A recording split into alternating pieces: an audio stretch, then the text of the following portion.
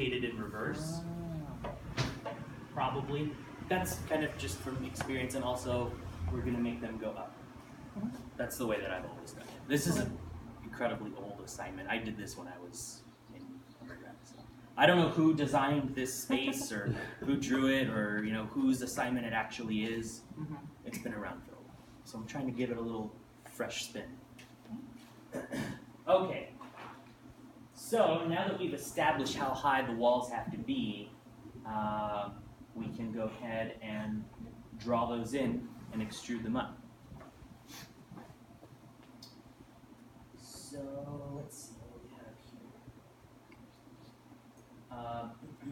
I kind of want to go back to drawing in 2D for a minute, but I've got all of these 3D objects. Even though I'm looking in plan and they're all where they need to be, they exist at different depths away from the camera. And when I start snapping to things, I want to make sure that I'm just snapping to lines and curves and things like that, rather than somewhere arbitrarily in space. So if I want to select all of the poly surfaces, I can just type in SL poly surface. That'll select every poly surface in the drawing, and I can just hide them. So now I can just go back to working with the curves here. So we have this wall here, and then we have another one. Let's go to this way. We have the wall starts here. It's 8 inches thick, and it goes up to.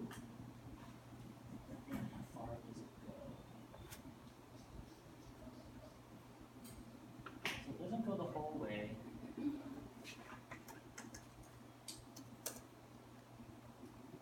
If this distance right here, that's 7 and so on. This line here, we know that this square is 6 feet, and it looks like this wall, again, we don't really have anything to align or snap to, but it looks like it goes about halfway in that 6-foot square, so it goes, 3 feet up. So what I'm going to do is I'll take this line here and offset it by 3 feet. And that'll just be the edge of my wall there. So from here it goes 8 inches out, and then up to there.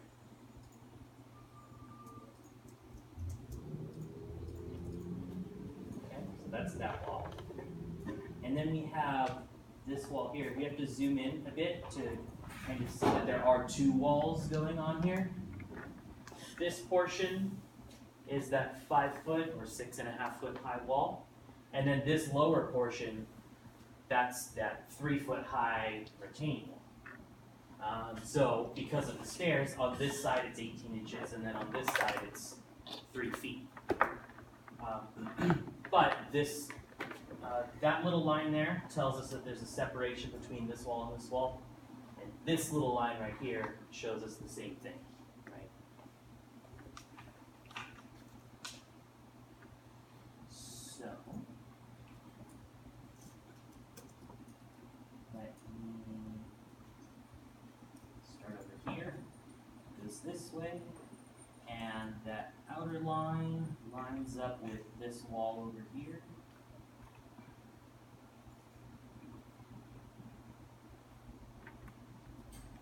You have, see how I snapped to this point over here, and then this little white construction line came up? That's the smart track, and that will allow you to snap to things that don't actually exist. So when I get to where it's parallel, it'll snap to intersection.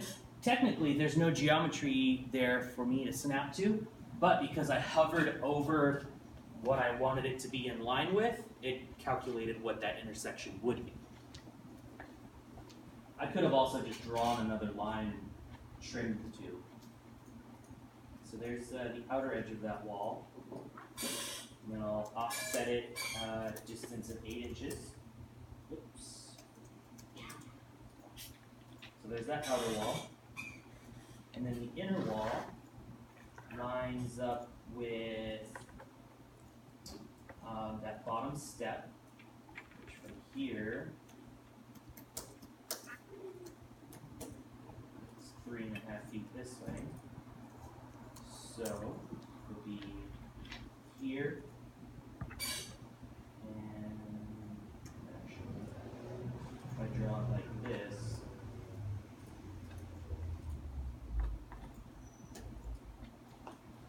and then offset it this way, there's that lower wall.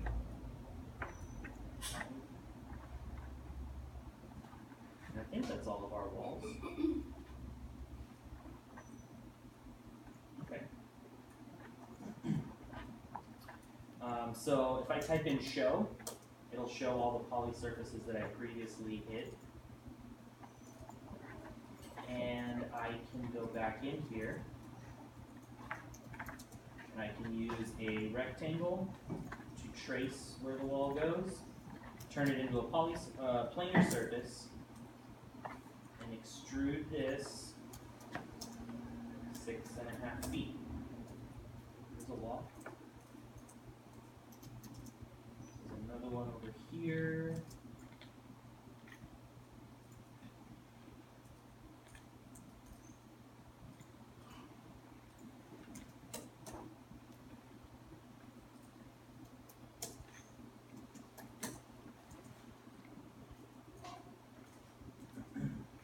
This one I'll probably want to trace with a polyline rather than a rectangle. Here.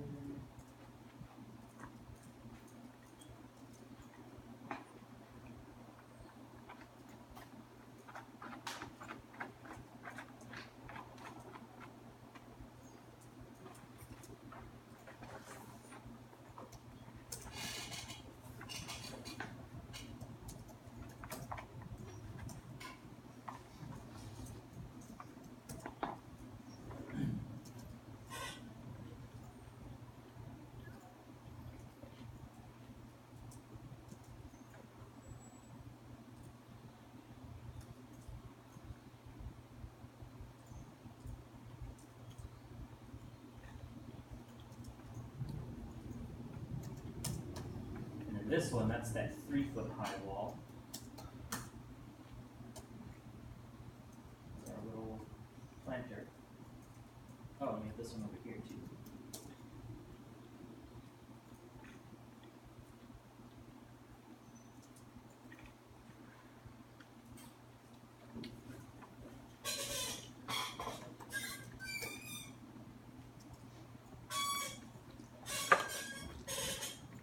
Again, I want to zoom in and make sure that I'm snapping to where those grid lines, where those grid lines intersect, rather than that offset paver that I made.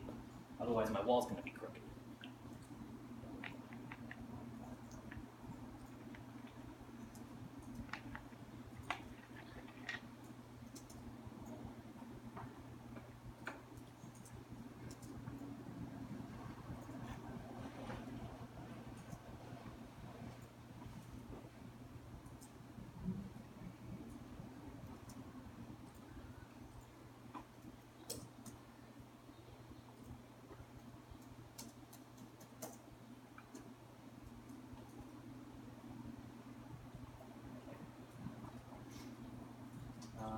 What we can also do, we can offset the edge of the building. I told the other classes to offset it 18 inches. It's super thick, but maybe it's, you know, southwestern adobe rammed earth house, something like that. Gotta keep it cool, right?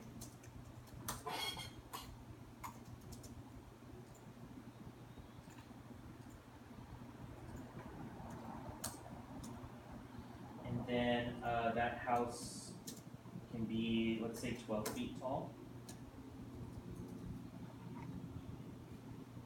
Yeah, it's really starting to take shape. We can see the edge of the building. We've got all of our garden walls, the ground surface, the pool, fountain, all that kind of stuff. Let's see. How about the trellis? draw the trellis. This one's actually really fun. Again, I don't know who designed this space. Not the most interesting trellis. But in terms of visual believability, we're going to have to model some additional things that aren't in the drawing. I'm going to try to keep it as technically simple as possible without turning it into a construction class. So let's just go back to the plan. And again, I'm going to select all these poly surfaces, hide them, and new layer.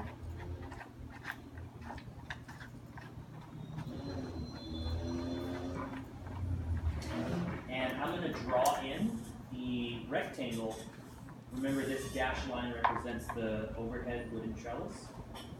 And from here, it doesn't quite go to the edge of that 11-foot wall, but I'm going to make it go that far just so it overlaps a little bit with the edge of the pool, so that in later afternoon you get a lot more shade in the pool side. I don't know. It probably won't do much, but we want to offset it a bit. It'll look nicer. So I will start the rectangle here, and it's going to go down that far, right? Because it lines up with that edge there. And I can actually, if I wanted to, scale 1D. I can make it go a little bit past if I wanted. This is just a rough boundary for where I'm going to put in those overhead slats. So it could be any size or shape that you wanted. You could even have some, kind of polyhedral type surface that is the overhead surface for the trellis if you wanted. It might be too much for you at this point, but there's the outline for where the overhead is. And then the posts, they line up here, here, and here. And if we look at it, it looks like it's probably 4x4, maybe a 6x6. I've been drawing them at 4x4. And do you know the difference between measured or actual dimensions and nominal dimensions? Nothing has to do with the tolerance. Not exactly. So a 2x4 does not measure 2 inches by 4 inches. A 4 foot by 8 foot sheet of plywood doesn't measure 4 feet by 8 feet.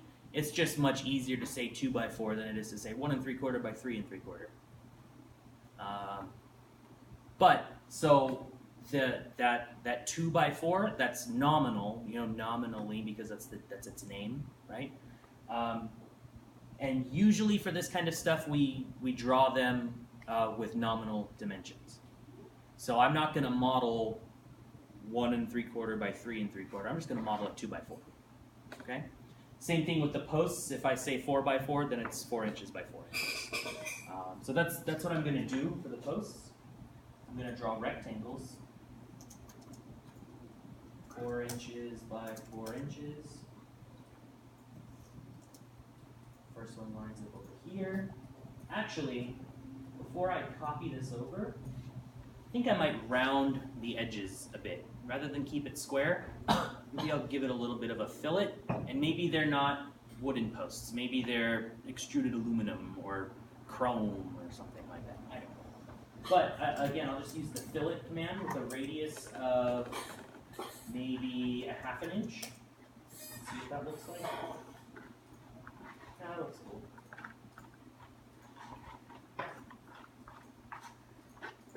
And I do this before I copy, so I don't have to do this to every single one. Alright. And then I will copy this one over to down that side. This one over here. And this one goes all the way to the wall.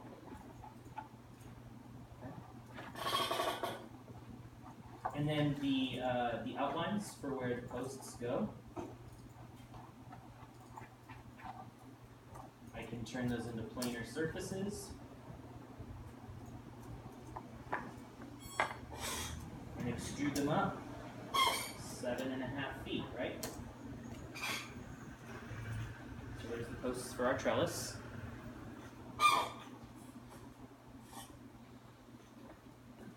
And now what I'm going to do is I'm going to take this boundary for where the trellis slats go.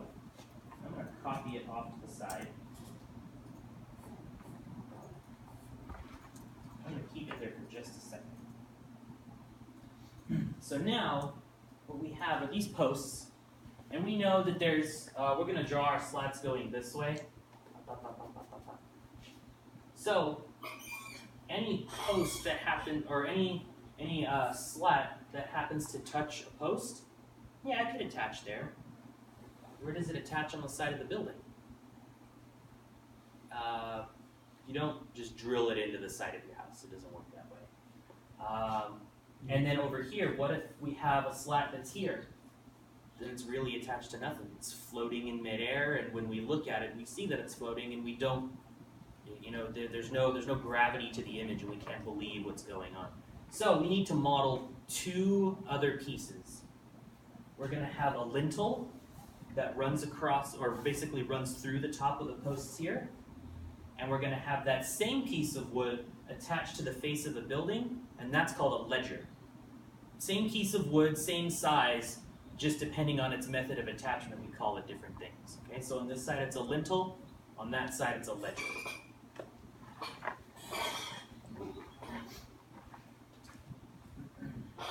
So the way I'm going to model that, I'm just going to draw a line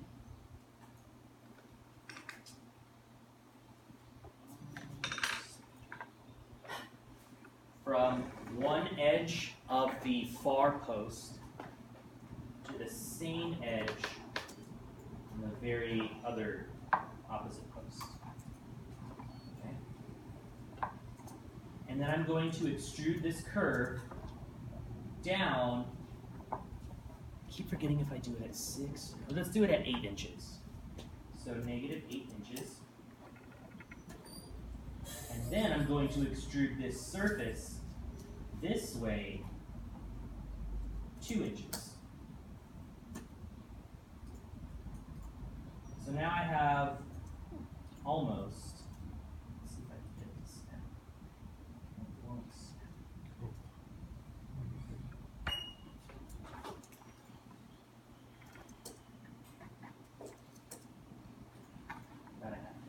So, the way that this thing works, and actually what you could do to actually make it look a bit more believable is if you scale 1D from the center to one side, it stretches it from the center both sides, right? So if I wanted to make it longer, scale 1D from, let's say, the midpoint to the end point, and this is kind of just going to be a visual thing. Let's say I wanted it that much longer. Right? Now there's a bit of an overlap between the post and that lintel. And then you don't have to do this, but then realistically, let's say I offset this surface by a distance of 1/16 of an inch. Oops.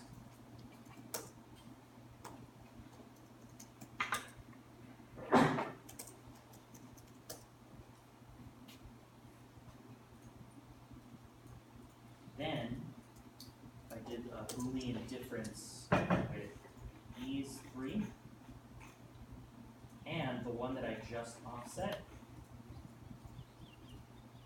now I have a sort of believable gap between these two, because that's kind of the way that it would be made. If I hide that,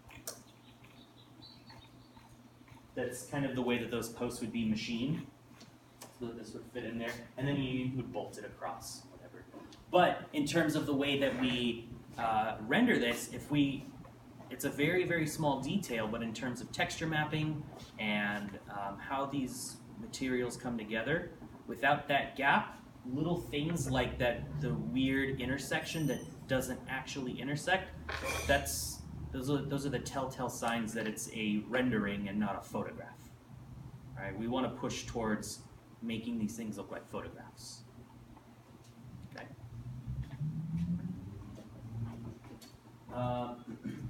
So now I just want the same piece of wood, or whatever it is, to exist on the face of the building.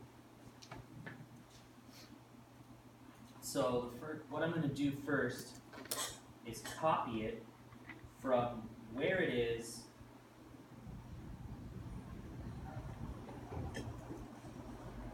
straight down to the ground level, or at least the drawing surface. And then I'm going to select it and move it from where it is all the way over until it snaps to that line that I know is the edge of the building. And then I'm going to move it vertically 7.5 feet, right? Because that's the height of the trellis there. Actually, I don't think I did that right. Let's see. Yeah, that's a bit higher. So let's see what we need.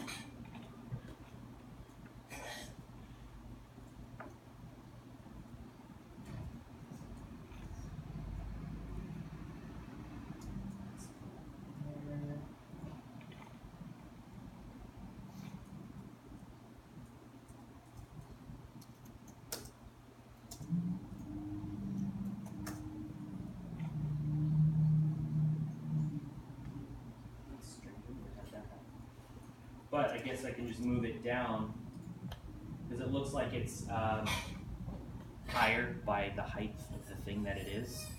So I'll just move it down 8 inches. So if I look at it in front view, it'll tell me whether it's straight. Yep, that's straight. That's strange. I've never had that happen before.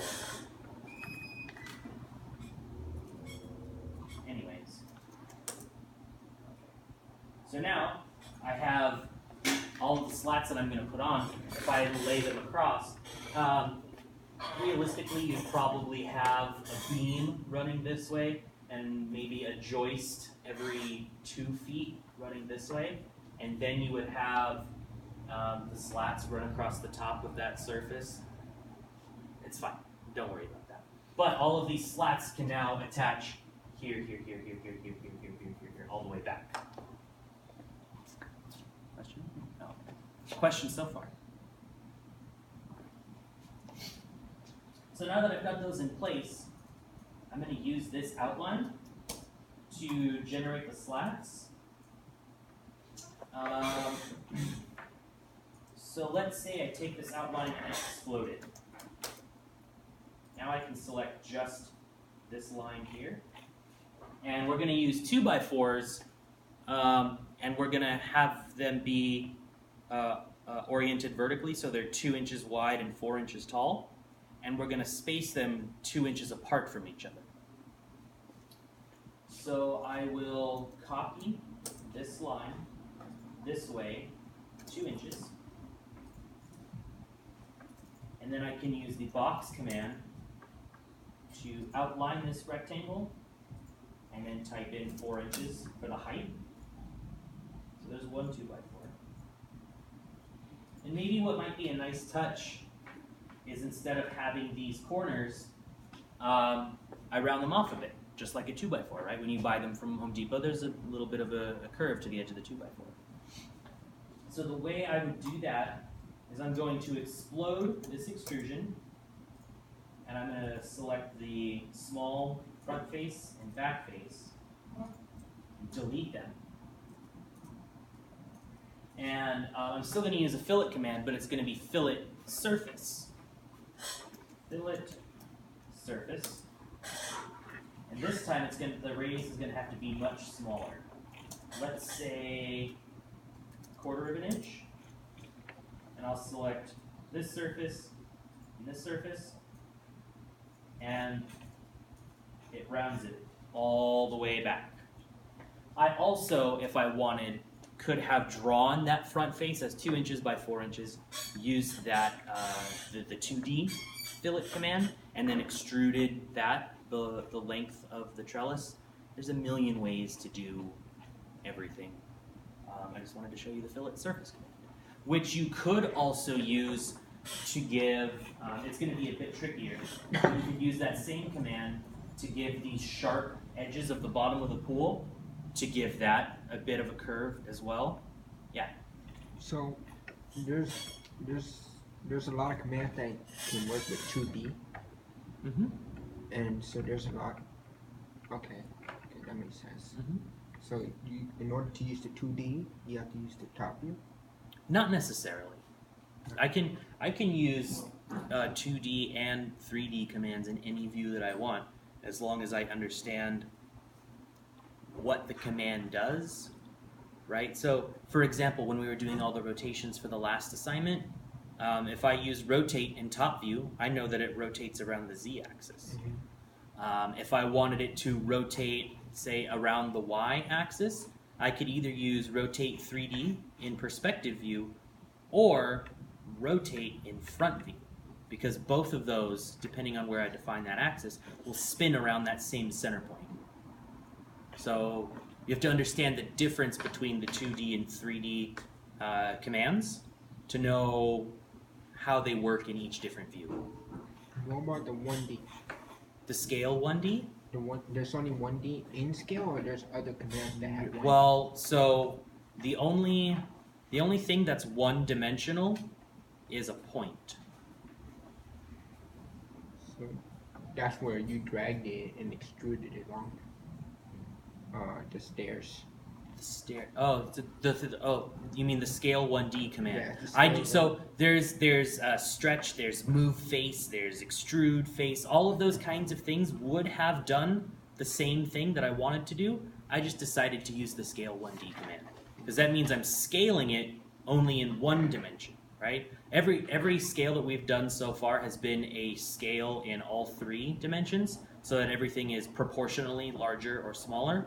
What I've done is I've altered the scale of, in the case of the stairs, just the vertical dimension. And could you use the 1D horizontal or Yeah, only you can. vertical? Yeah, you can use that in any direction. Just depending on how you want to pull it out. Mhm. Oh, I see. In some cases, it works exactly like an extrude. In other cases, right? For when I stretched this lintel right here, I defined the midpoint and then the end point that was here, and I stretched it just a little bit further this way. With the 1D, you can actually input a number of the distance you want. Yeah, with any scale command, you can reference one length, and after you reference it, type in what measurement you want it to be, and it will do that.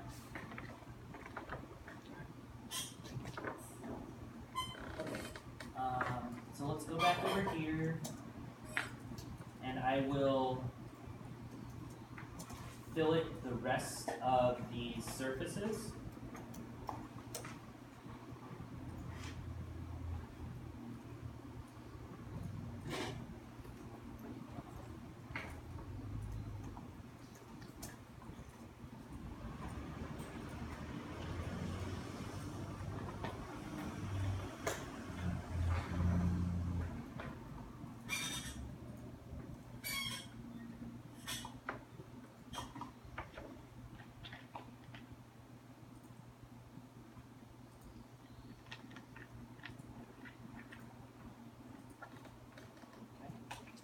And then I can join them together.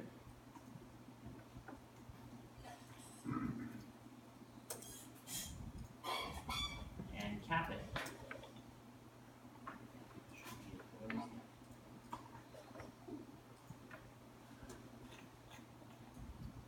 And I want these to be 2 inches apart.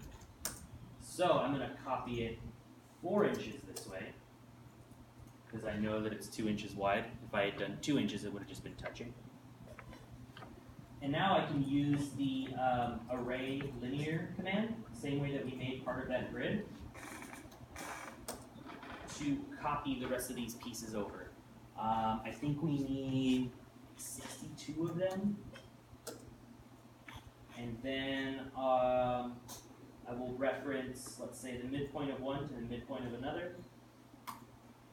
There's all of our slats for the top of our trellis.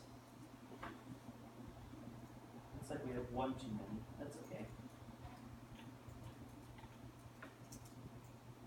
So now from where they are, I will move them from here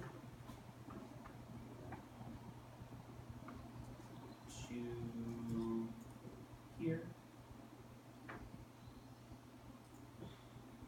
and then move vertically 7.5 feet. Now those slats are sitting right on top of where we want them to. With gaps between, or? Yeah. Oh, okay. So we have a few too many. That one's floating. Let's get rid of that. This one, let's get rid of that one too. And on this side, that one's alright. We're going into the building a bit. So what I might do is select them here. Scale 1D from, let's say, the length that they are to the edge of the building. Right, now they meet and they don't intersect. And if I turn on, let's say, a rendered view, right, now I can really see the difference that adding those pieces in has made, right? It makes it look a bit more believable.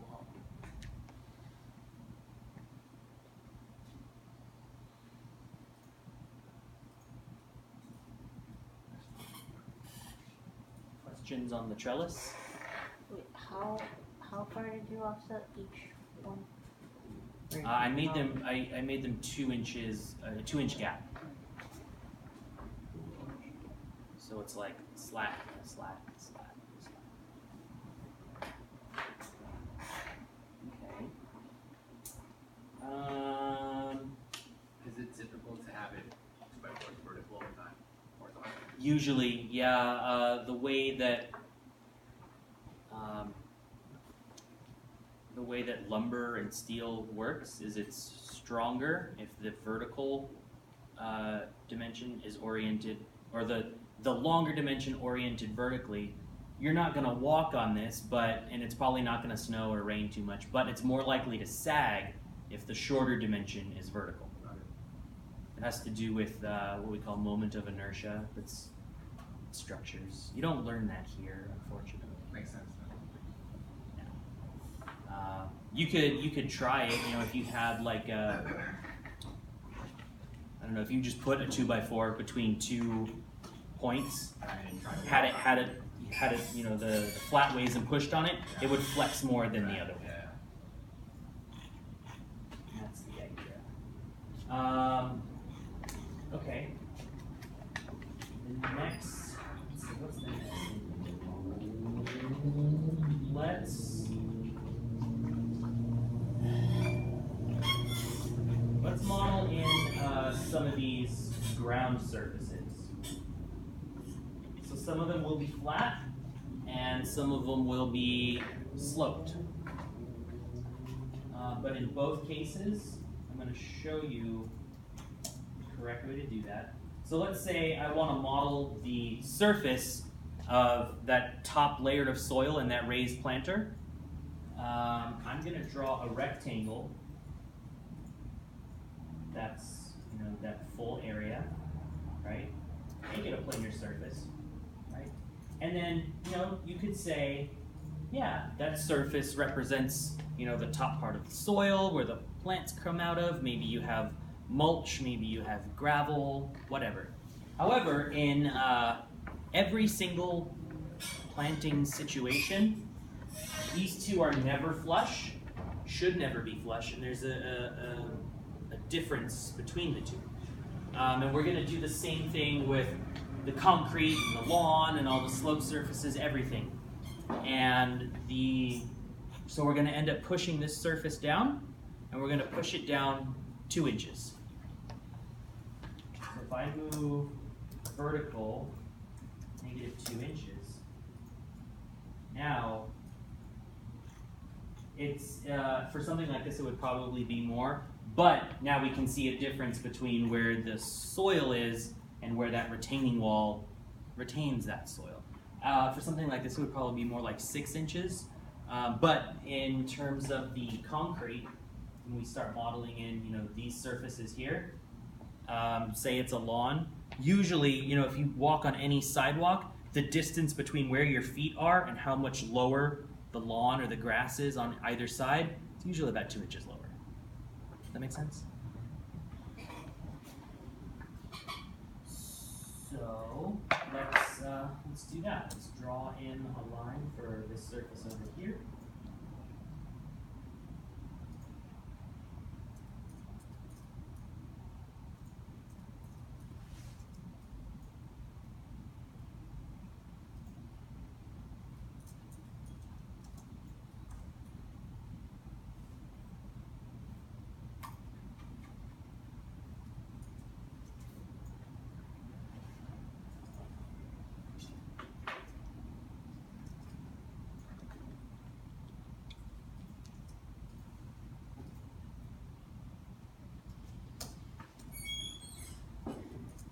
I will move that 2 inches. So there's space between the lower planted area and the higher sidewalk.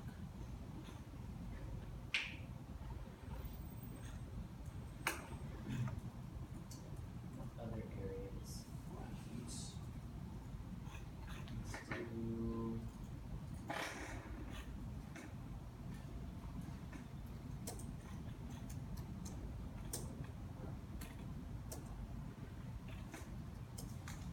Let's do area right here. This is all flat.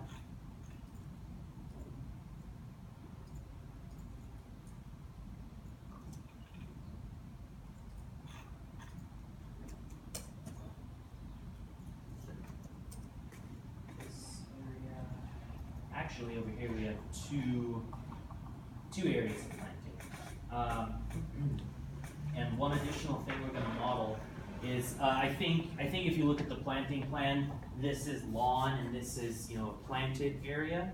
They'll be at the same height, 2 inches down from the sidewalk, but the way that we express that, or the way that we build that, is there's going to be usually aluminum or wood or even plastic or rubber strip dividing those two areas, because they're going to have different soil requirements, be irrigated differently, be drained differently.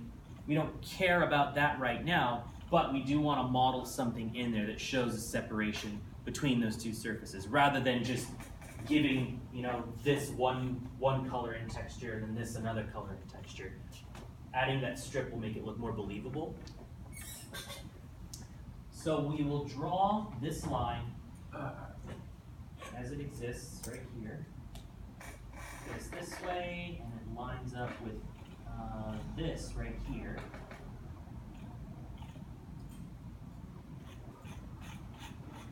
So I have one area here.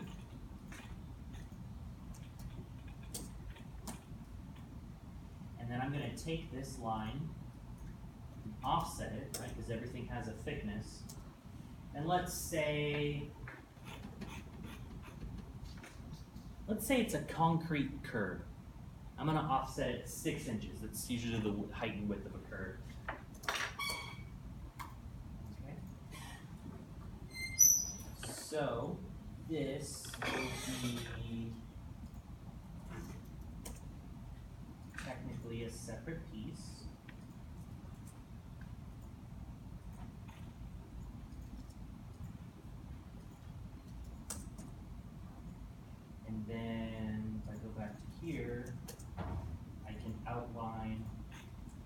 this last area a lawn or a planting area.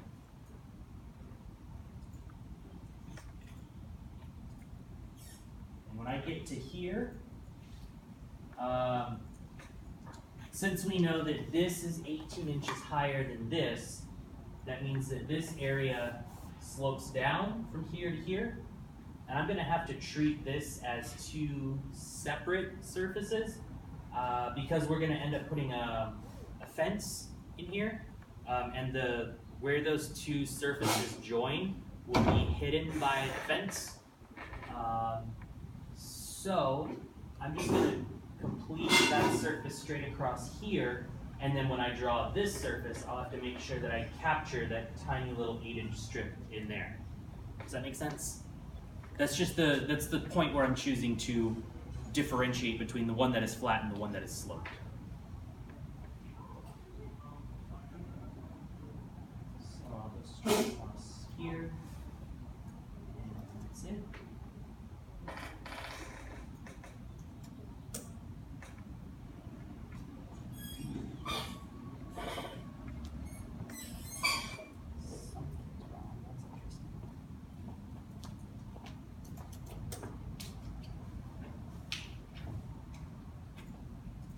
Something about that line isn't flat, so I'm making 2D to make it flat. So now I know I can make a surface out of it, and then just put that surface where I want it to be.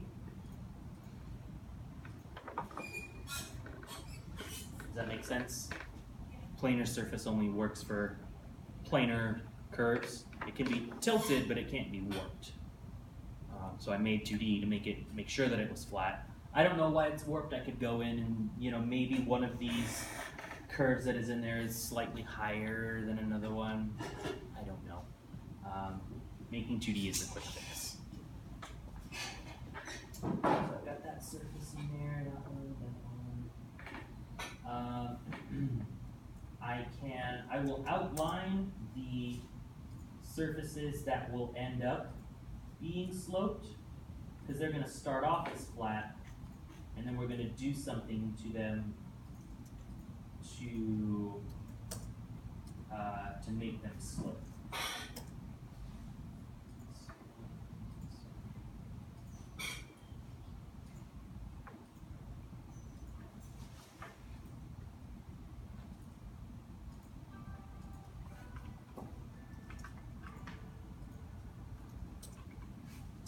Yeah, no, it wasn't flat. I think it's something with this right here. Let's make 2D. That's fine. This planar surface. Move it where I want it to be.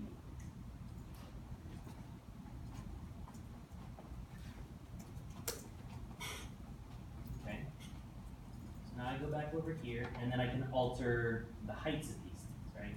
So that one, we'll have to fix that later. This one, vertical -2 inches. This one, vertical -2 inches. This one, 2 inches. Also both of these, -2 inches. Okay. And then for this this curve here, I think I will extrude it down to just match up with the thickness of the papers. There's no reason it has to be any higher than that. It's fine. You can keep it like that.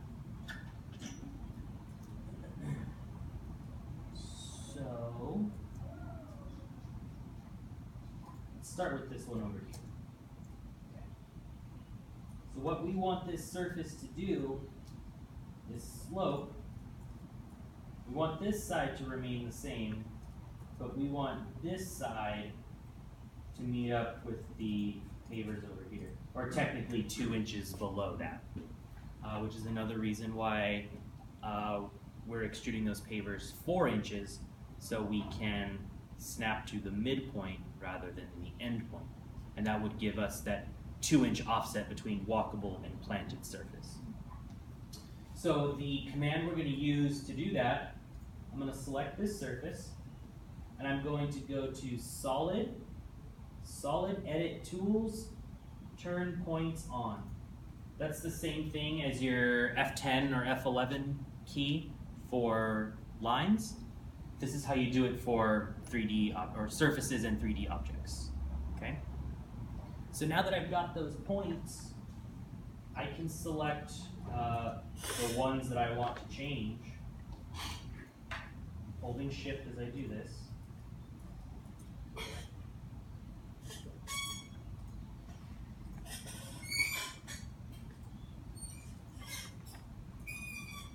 Okay. And I'm just going to move them. Move vertically from where they are to halfway up that paver, right, which would be 2 inches below. And now that surface slopes ever so slightly, right? See that? Does that make sense? Not so bad. And I want to do the same thing over here. It's all right on this side. This side needs to be higher. So again, I will do solid edit tools, turn on points, and I'll select this one,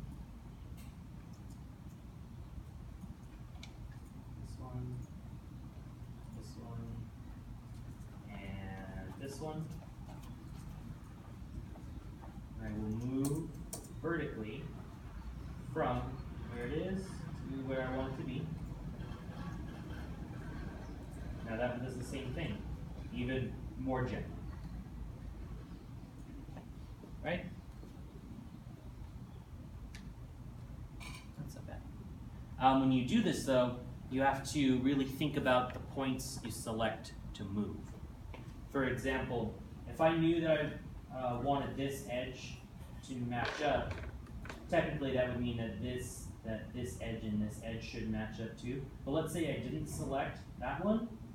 That means it's going to slope this much over that distance. We don't want that to happen. Or maybe you do, but it's not going to look very nice. Same thing with the other surface. If we weren't careful about which way it started to slope, then say if I didn't select this wall or these 2 points right here, then it would be super high over here. There would be a really sharp drop right here, and then you'd have to have a really big drain right there. Every time it rained, it would wash away, say, your statue sitting there. That's how you do that. So for this one, super easy. For other projects, it might be a bit harder and won't always do exactly what you want it to do. Okay. I have a question. Yeah. For the slope, is there a way to make it more rocky, or like To make it more uneven? yeah, for the slope instead of just straight down or And I'm not sure why you would want to do that. you know how for the spreading ground on Korea Hondo, and you know how Barry wanted the elevation to have the ground to show how on the to show it on the section how Okay. how it is, mounted or something like that. Okay. So I was wondering, is there a way? Do you mean to make it look? Yeah, to make it look like it's. So to make it look rocky, that's a texture mapping thing. It doesn't change the geometry. It's still a very smooth slope, but in terms of a rendering, It makes it look like there's gravel or mulch or something there. Okay. And it's just the way that we kind of trick the renderer to make it look more 3D than it actually is. Okay. But if you took a section of it, it would just be this smooth line right here. Yeah. So you filleted the surface, right? For the curve? No. I used solid edit points. Oh, you weren't here. Yeah, I just love that. Oh, well, you missed the most important part. No. That is bad. Alright, I'll undo this one. Okay. Sorry. That's okay. I'll do this one again. I select the surface. Okay. Solid edit tools, turn on points. Okay. And that gives me, it's the same thing as your F10, F11 for lines, but this works for surfaces and solids. I select the points that I want to change. I'm just going to end up moving these.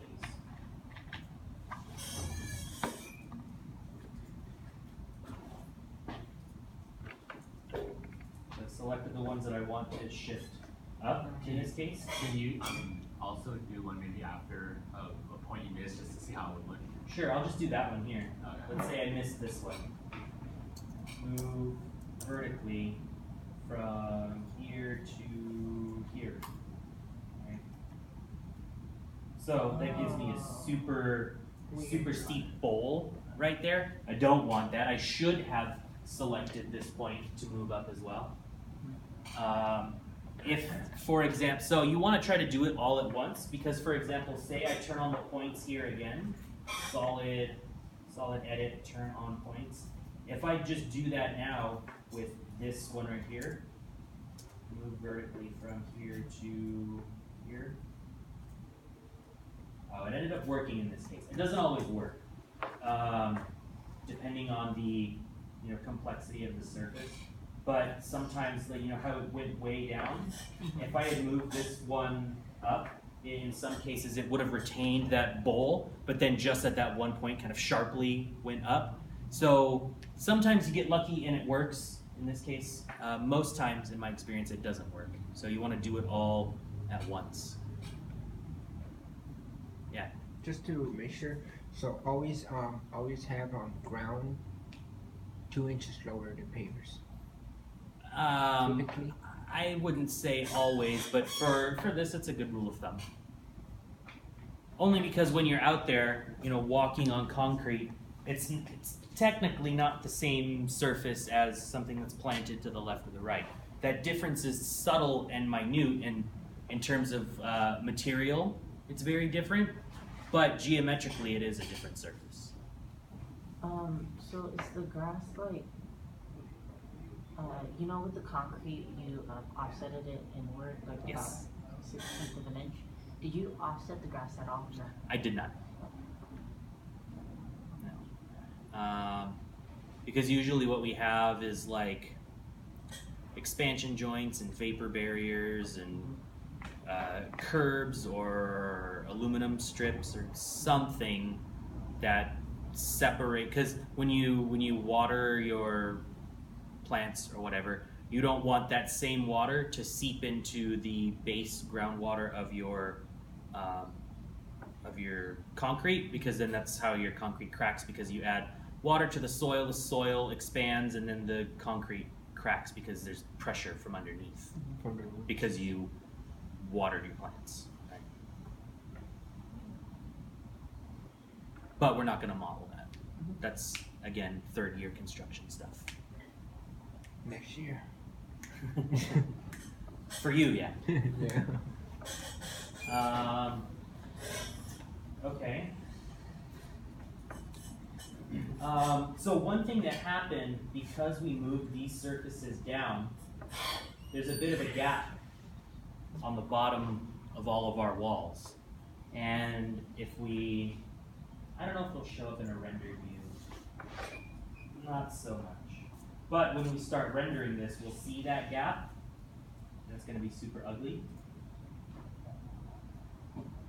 So, since I know all the walls are the same height, except for this one, I'll do that one separately. But I'll select all of these walls.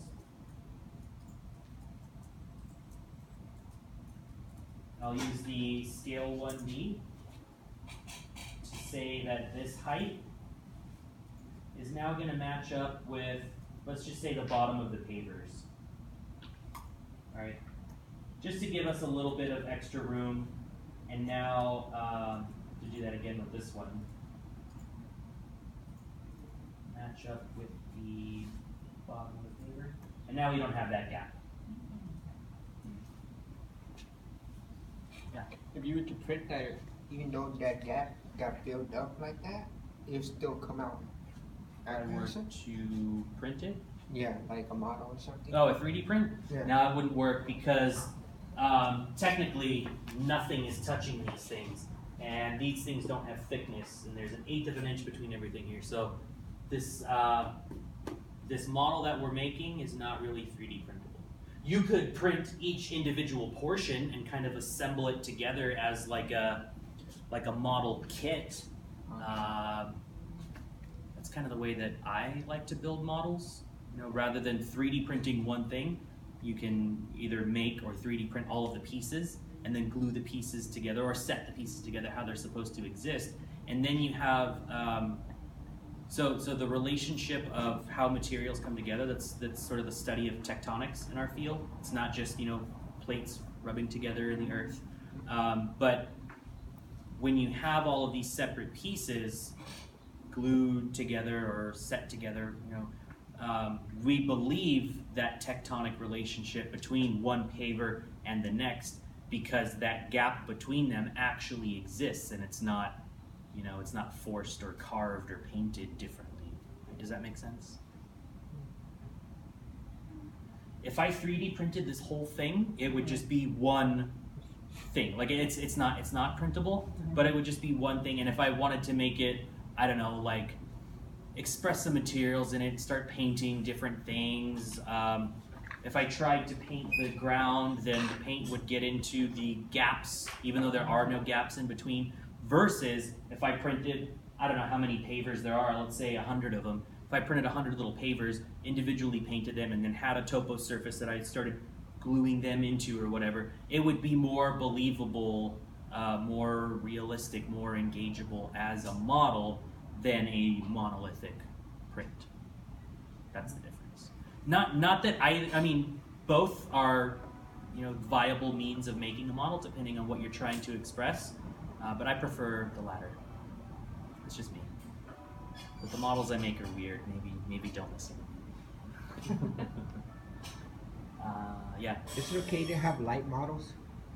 Light models. What does that So mean? you know how like some of the there's cardboard, there's foam, there's chipboards, and depending on what you use, you can put the object and create the model, right?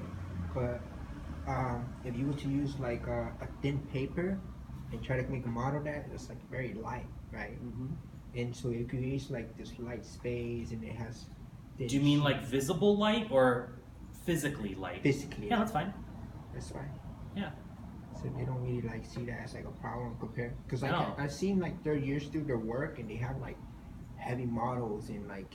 Usually because they're using things like concrete and plaster to make their models. Those are super heavy materials. Mhm. You can use paper. Yeah. There's a really great history of, you know, architectural paper models that are quite beautiful. And in terms of, you know, this previous project, that could have been made out of paper, either by laser cutting paper and then gluing those contours together, getting a really fine level of detail, or by not contouring it and using what we call an unroll surface, right? So say you had a cube and you unroll that surface, it kind of looks like a cross. If you laser cut that and fold it back together, you get the cube. Rather than contouring it, you're gluing the faces and the surfaces of the cube together. You can do the same thing for this. I see. That's the way that I made this model when I did it. And then I filled it with expanding foam and had to rip apart the model. I can show pictures of that later. So it's important to play around with the model. Absolutely, yeah. Let's see, what else do we have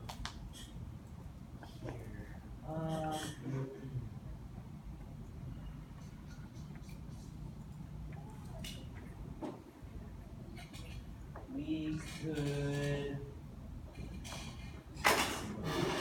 We could model this fence that goes in here. I'm going to select the poly surfaces. I'm going to hide them. I'm going to select the surfaces, hide them, and I will give it a different layer.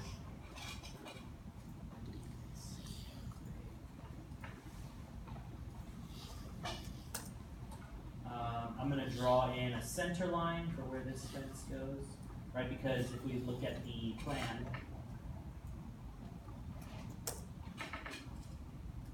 we have a fence here and a fence here. I'm just going to model one and then copy the other one over, because I don't feel like designing two different fences. So say that's the center line for where that fence goes. What we will probably have is a thicker base. It'll probably be concrete, or maybe it could be metal. But we would have that, and then running up either side, this edge face of the wall and this edge face of the wall, we're going to have, let's say if it's a wrought iron fence, maybe it's an extruded steel or extruded aluminum, I don't know, some kind of metal fence. Not chain link though, that's not going to look nice here. We'll extrude those up so that they're slightly lower from the top of the wall, and then we'll have, say, a piece that goes across the top, and then we'll have slats running all the way across, kind of like a vertical trellis, almost. So I'm just going to come up with dimensions as I do this. If I'm offsetting from a center line, that means that the thickness I want that thing to be, I'm going to offset by half as much, right? So if I wanted it to be 4 inches wide, I would offset by 2, because this is a center line. Let's do that. Offset by 2 inches. And then say that this is that base piece. So I might want to make it, let's say 3 inches tall. Okay. So now if I show everything, so that exists a bit higher. Maybe I'll move it down. That's better. So part of it kind of intersects and goes below the surface. In this case, that's okay. But that's, you know, the base of where that fence is going to go. So I'm going to use this same surface here. I'm going to copy it off to the side. I'm going to rotate 3D to flip it up. And I'm going to scale 1D. Oops. Because I know that this is 3 inches, I want to make it 2 inches. Whoops, not 2 feet. There. So now if I move this here, right, that's the edge of the fence there, but it's too tall. So again, I will scale 1D. Let's say, I can eyeball this. Let's say it goes that high. Okay. And then I'm going to want one for the other edge, so I can just mirror it about the midpoint of this base piece. Oh, So now I've got that one right there. And then I can make a copy of this where it exists and set it right on top of those pieces there. And then let's take this one and copy it, let's say 6 inches this way.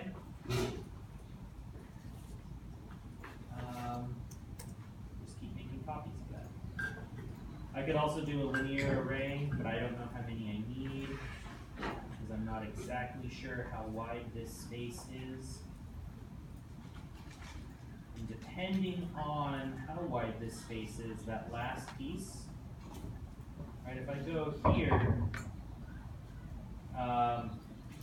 say I did that last one, then I have, 2 slats right next to each other, but if I delete that, then that gap is 8 inches apart.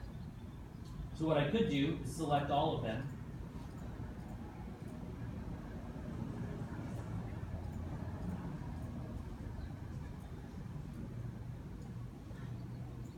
and move all of them over by 1 inch. That makes the first gap 7 inches, the last gap 7 inches, and then everything in between 6 inches. You're never going to notice that. Quick little, stupid little fence, yeah. That mirror cap, how does it work? So when you mirror something, what I ended up doing is I selected this one right here. And if I type in mirror, it's asking me for a mirror plane. So if you imagine, if it's a 2D mirror, if I have a center line and I want something that exists on one side to exist in the exact same place on the other side, all I have to do is draw a line, right? On the bottom, on the plane. Anywhere. I'm going to draw a line, and then if I draw that line, let's say in this space right here, let's see if I can snap to that one right here, right? What I'm doing now is this line goes out this way. Can you see that right there? Yeah. It's this object being mirrored about this center line to go over here, and it's an imaginary plane. I think of an actual mirror. When I draw this line, there's actually a mirror going up here, so that the reflection of this exists exactly on the other side. If you wanted to be more advanced, the 3 points, that first one that says 3 point, what you can do is, say I did here and here, and say the third point that I clicked was, over here, that would make this object mirror somewhere down below the surface over So it's here. like a diagonal. Yeah, mirror. you can, as long as it's planar, you can define wherever that mirror is. So rather than a line, you're defining a plane. So that 3 point kind of works like the other 3 point where we had our like. The orient 3 point? Yeah. Yeah, it works similarly. Oh, okay. Thank you. Mm-hmm. Okay. So, since I don't really want to do that again, I'm just going to select all of this.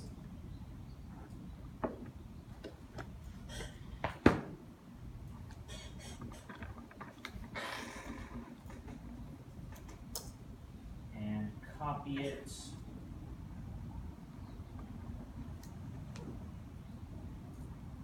Over to here, because that's where the second fence goes.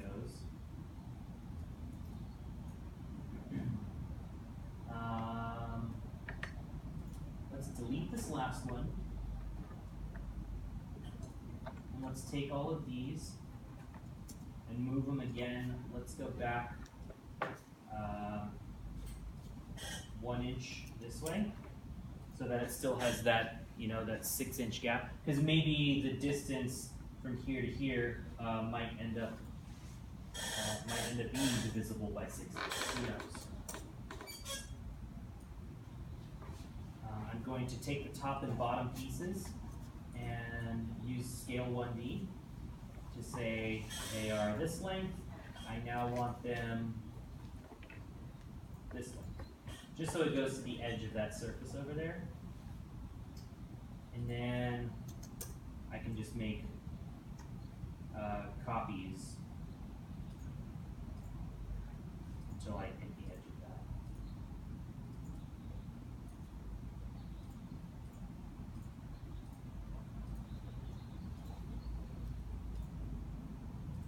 Close enough. That's the edge of my drawing. I'm not gonna make, you know, an edge of a fence there, because I'm not gonna model past that, so that's okay.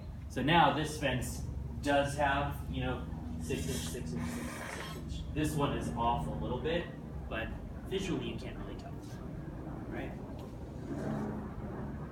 Yeah, What was the command that you used for the point copy? just copy. Just copy? Is that pretty much all of it now? Or is there some left? That is not quite. Not quite. Can you do just the render view really quick, just now Sure. at this point? Sure.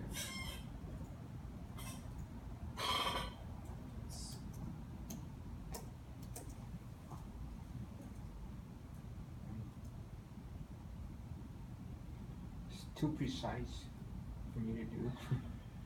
No such thing. You're gonna be able to do it later anyways. You have to finish this assignment. One way or another. Is there a way to give a different shadow direction? Yes, but not in this view. Not in this. Not in this view. You have to actually render it. Yes, yes. Okay. Because I never understood. Someone in the classmates told me that you can give a sun direction. Or Mhm. something. Yeah, we'll be doing that next week. So there's a couple other things that you're gonna have to add that maybe I'll just do one of them. I do one, I might as well do all of them. You wanna add the doors and the windows to the building.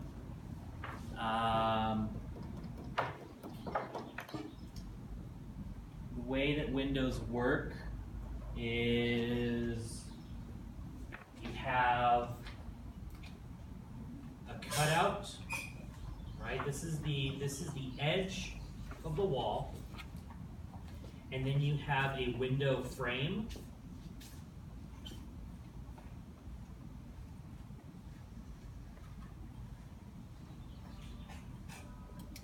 And then you have glass in here, but if you have multiple pieces of glass, then you have what's called a mullion in between those pieces of glass. And this dimension here could be anywhere from 1 to, say, 4 inches. And then this dimension could be anywhere from 0 to, I guess, 6 inches. It depends on what you use to do that, right? So this line, though, is the difference between what is wall on this side and frame on this side.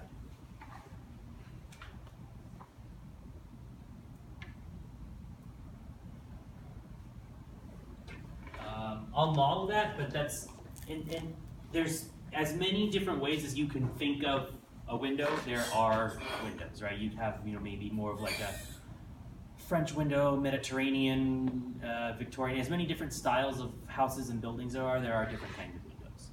So if you're not sure what you want to draw, you could reference an image of a window, trace and model that, and then just plop that into the window openings here.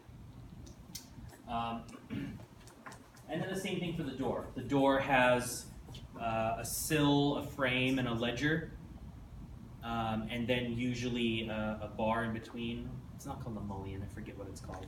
If you have a double door, and then, you know, they swing out from there. If it's a sliding door, then those two pieces of glass or screen or wood or whatever the sliding door is made of, they're offset so they can slide in front of each other, but usually that middle piece isn't there. I'll just do it. Okay. I can reference the plan here. Let's say that this is the door opening here.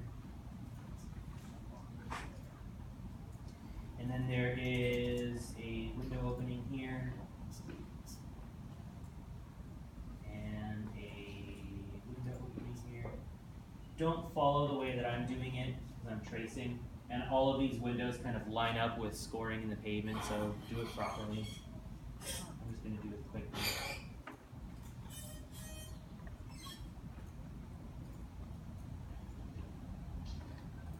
Okay. I'm going to select all of these. I will copy them over here.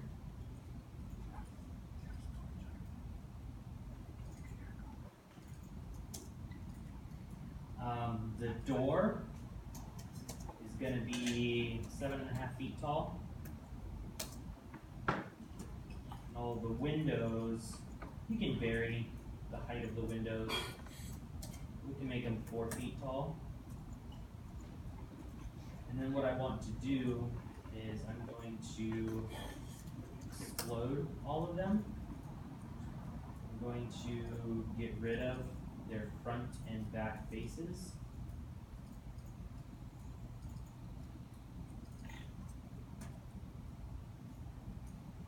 Join them back together.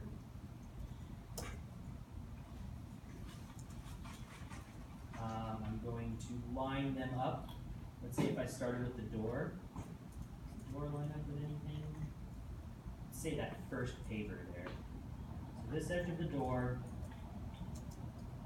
lines up with edge of this, let's say that first paver there. Okay. I want to scale 1D from the center to make them stick out of both sides of the building. And so the door is at its proper height. This window, since it's at the same ground level as the door, should be 3 feet high. And then these ones here, since they are 1.5 feet lower, that means I'm going to move them up 1.5 feet. Does that make sense? So we have them at different heights. It intersects a little bit here, so maybe I'll move them maybe 6 inches lower.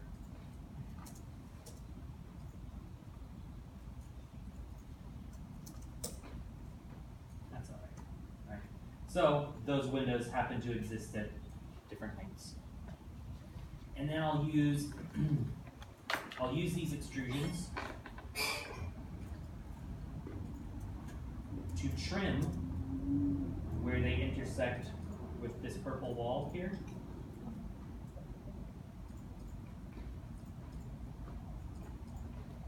All right, so now I've got holes in the wall, and now I'm going to use the wall to trim away the excess extrusions on either side so that they meet flush.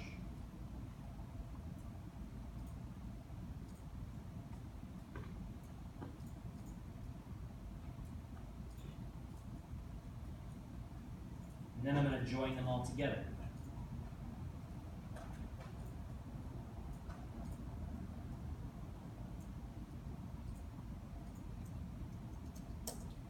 And that happened to change the layer that was on. So, that usually happens. You can just change it back to the layer it was on, that's fine. So now we've got the cutouts for the door and the window. Door and windows. Let's model the door. So I'm going to use a polyline to define the midpoint of this cutout. I'm just snapping to the midpoint each time. And I'm going to make a copy of this. And I'm going to orient it so I can look at it from top view. Right? And then I can just draw what I want the door to look like flip it back up and then do my little micro extrusions. So let's say, so it has a frame. Actually, I'm going to treat it differently. So I'm going to explode it. And the bottom part of the frame, let's offset it by, say, 2 inches. Let's offset the top by 6 inches. And the left and right by 3 inches. Okay. And then I have, let's say it's a double door. If that's the midpoint, and I want to also have that be 3 inches, I'll offset it by 1.5 inches. So now I've got a complete frame. I can trim some of these pieces away. Oops, I want that. That. That's all right. So that's the door jamb frame. And now since there's a double door, the door needs a frame. So let's say I draw a rectangle here. Offset that by, say, 1 inch. Again, I can mirror that just to make it the same on both sides.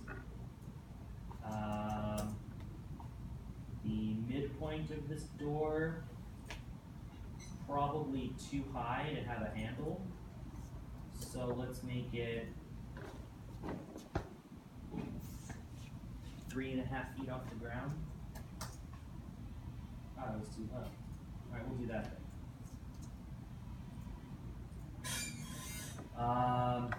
So we have a midpoint and a midpoint. And if we have like a turning handle, there's going, I'm imagining a glass door with like an aluminum frame on it. And if there's a handle, the handle is going to intersect a piece of metal rather than a piece of glass. So that piece of metal, let's say, is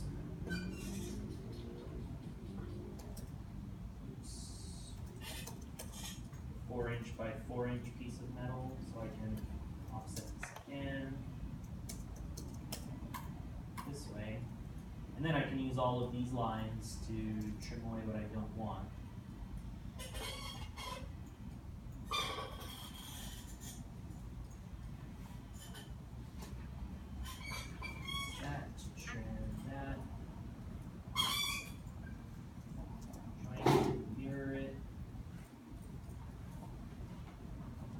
And then on the inside of that would be my glass.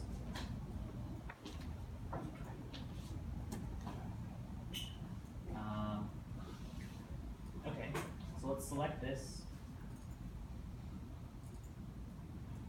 I'm going to rotate 3D to flip it up. And I'm going to rotate it to be back in that same position.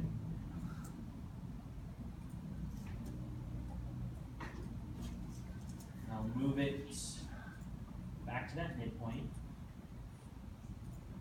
So now I've got lines that represent the door. So let's start with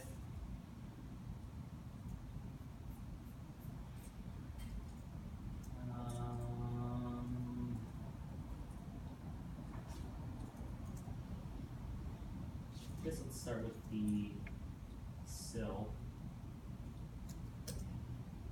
I'm just tracing this back again because I can't individually select all the lines that I want.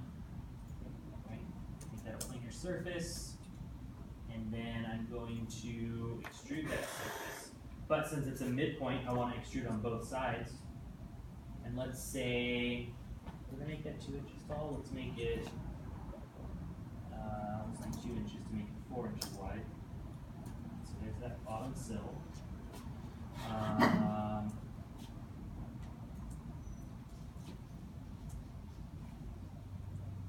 can do the same thing for the top. We'll make the top a bit thicker.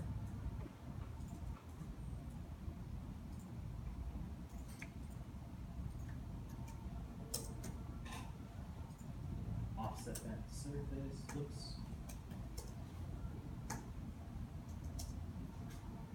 Let's do 3 inches. Top.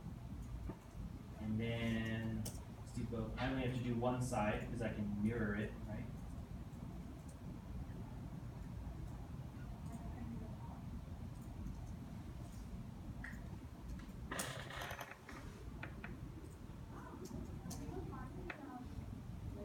Let's line it up with this right here. Going to mirror it.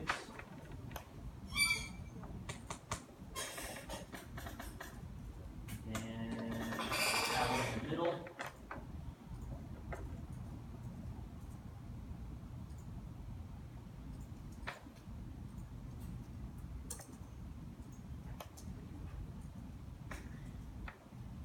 Let's maybe not quite to the edge. A little bit off.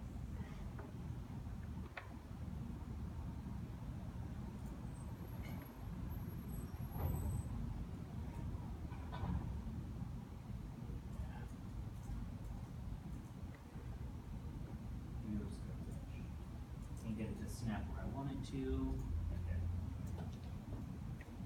Okay. So there's the door jamb. And so this and this. I can select both of these curves at the same time. Can I? No, maybe I can't.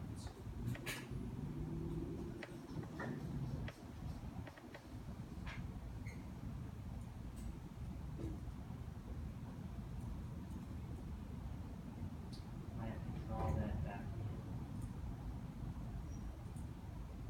Because what I want is this shape right here. If I also select that offset rectangle that's on the outside and do planar surface with both of them, it will make that surface all together. So I'm going to draw in the missing lines that I want. It's this one here, this one, this one, this one. Select it, join it, planar surface. Right, see there it is now. And then extrude it again, both sides. I'm going to make this really thin, let's say 1 inch. And then I'll use this curve.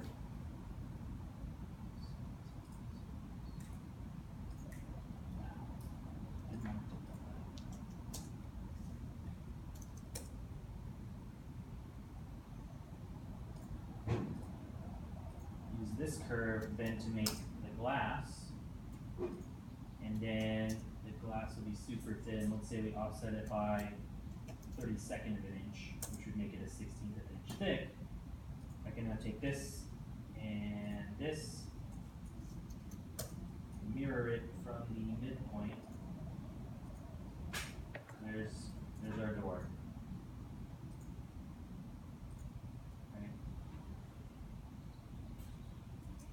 And then we would just give that a transparent material, so it's glass, and give the frame maybe one type of metal, and then the jamb another type of metal. But yeah, I just did that by drawing it in 2D and then extruding and offsetting what I wanted. Is the doorknobs are separated, right? Yeah. It's a separated object, the doorknob. And then you attached it with the okay.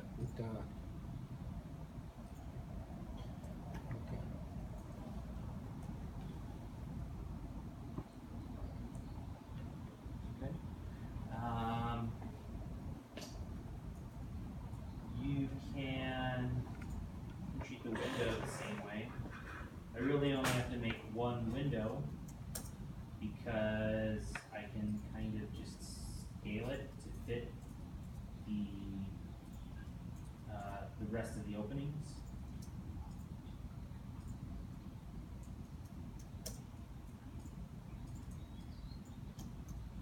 rotate it, move it down. Right. Let's offset it by 6 inches. And then I have, say, a mullion between.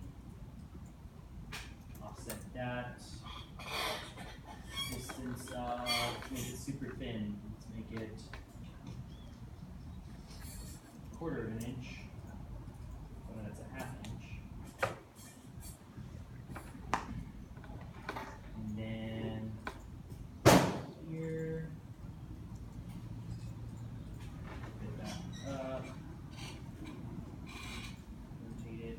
I can model it over here, and then when I'm done, so this, make that a planar surface. Extrude that on either side. Let's make it. That's make it 1/2 inch, 1 inch. Okay.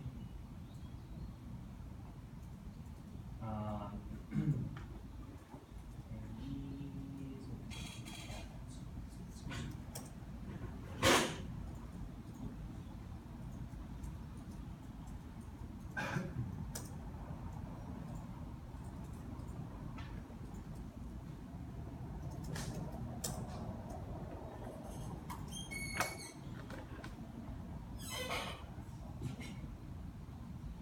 Do this by 1/2 inch. So there's the window, and then we draw on the lines for the glass because it's needed on accident.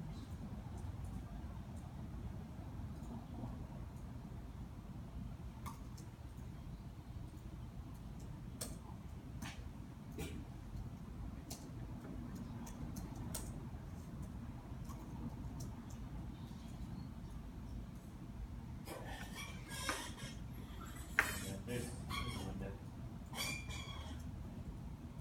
Now I'll just move that to over here.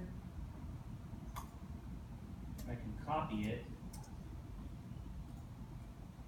from window frame to window frame. And I can fudge it by scaling 1D. To make it fit, right? So from here to here, now I'm gonna go there. That kind of gives each window its own character.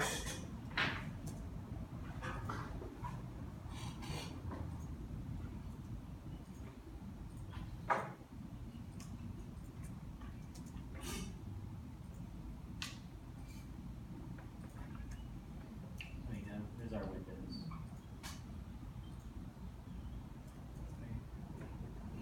Frame, glass, mullion, and everything.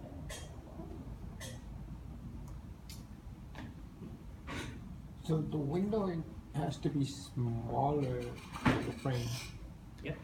So that way you can see the edges and lines and the differences.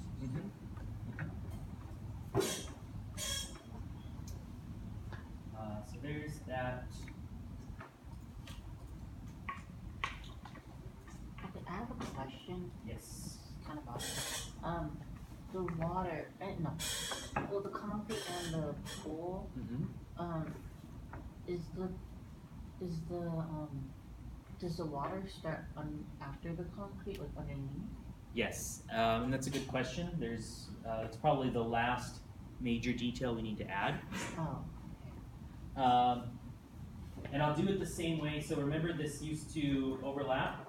yeah. I made that rectangle to trim it. I'm going to do the same thing again, but I'm going to do it a little bit more so that I can kind of model in a little gutter coping strip between the two, just so that there's some separation between what is pool and what is paving, and then we can kind of put in a pseudo surface for what the water would be. Yeah, so does that mean that the concrete is like, so we have like the 2D lines, Uh-huh. is it above the like, is it Is it like above the 2D? I mean, like, kind of like on top, back above. Like, did we extrude it up or did we extrude The concrete, down? we extruded it down. Oh, So 0 is the top of the lower surface of concrete. right. Yeah. Oh, okay. Okay. So then we do the same thing with the fountain. Ocean. We extruded that down. Yeah. Okay. Good. Yeah, I did that wrong. Okay, good to know. Just wondering what's the why shoot down and not up? Is there something that can conflict that? Well, so the idea behind extruding down is that the surface you're walking on is 0, and then everything below that, right? So we have, you know, the thickness of the paver, and then below that we have some kind of substrate, and then, you know, compressed aggregate, maybe some utilities, and then the soil. So that ground is actually quite thick. If we were to extrude all of that up, then that would change what we understood as ground level. Right? Okay. Let's put in that little gutter. It'll be a nice effect. Say, draw in this rectangle, make it a surface.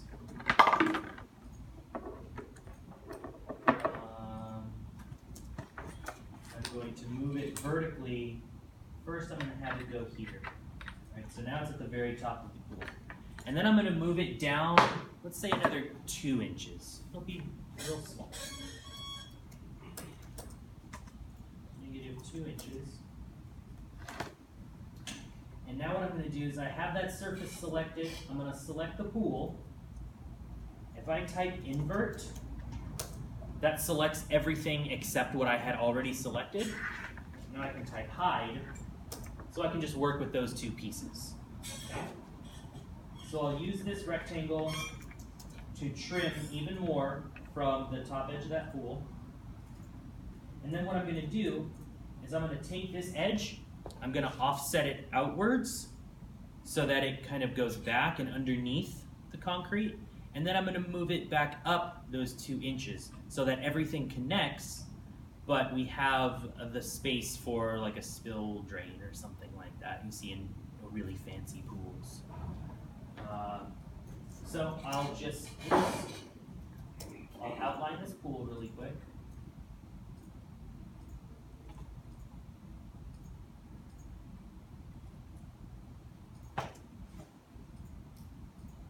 Going to offset it, let's say 3 inches.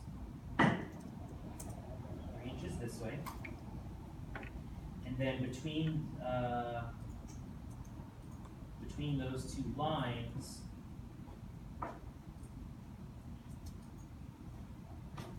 I'm going to make a planar surface. And then from this outer edge here, I'm going to extrude that curve up 2 inches. So now if I delete this, and I have them there.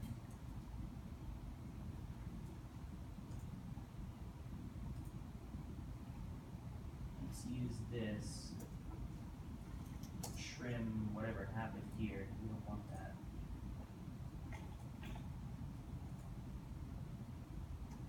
I see what happened. When I extruded that curve, it was solid. I don't want it solid.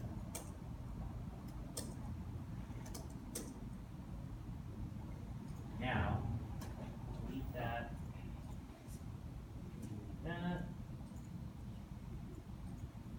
Delete that. Now, I can join them together. When I type show, I now have this nice detail around the edge of the pool where it goes back to, you know, we didn't model in the actual drain because that would probably be too much work. But let's say we turn on the rendered view. Right? Kind of have that coping going all the way around the edge of the pool. And if we wanted, I mean, you will have to. You can use that same edge of the pool and move it down ever so slightly. And then in terms of texture mapping, we might do this next week, but in terms of texture mapping, that would be what would receive the water texture. You know, whatever image you use, make it transparent and reflective, and then you can see the bottom of the pool. If you want to put steps on this side of the pool going down, you could. You could put it in 2 steps, and with it being a pool, they can be a little bit higher, so those steps could probably be a foot. So you would have, since this is 3 feet, you have 1 foot down, 2 foot down, and then the bottom, so you can put in 2 steps, right? Those can be, whatever you want.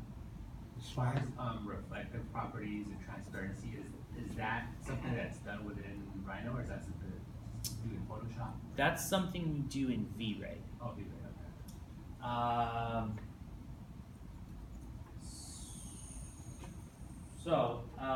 I guess I guess talk about that now. So you want to have this done by next Friday. You want to model everything except people and plants. No people, no plants. But we do need benches. We do need a sculpture. I think that's it. A step for the pool. Steps for the pool, yeah. Don't have to, but that's a nice touch.